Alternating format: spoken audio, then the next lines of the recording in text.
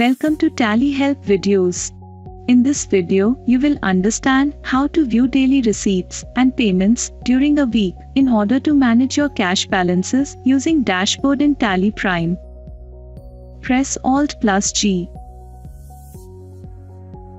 Type or select dashboard and press enter.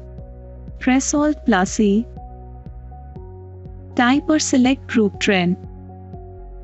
Select cash in hand and press enter. Press Alt+F2 and set the period of the week for which you want to view the group trend. Now, press Alt+C and set type of value as transactions, debit/credit, and set periodicity as daily. Press Ctrl+A to save the configuration.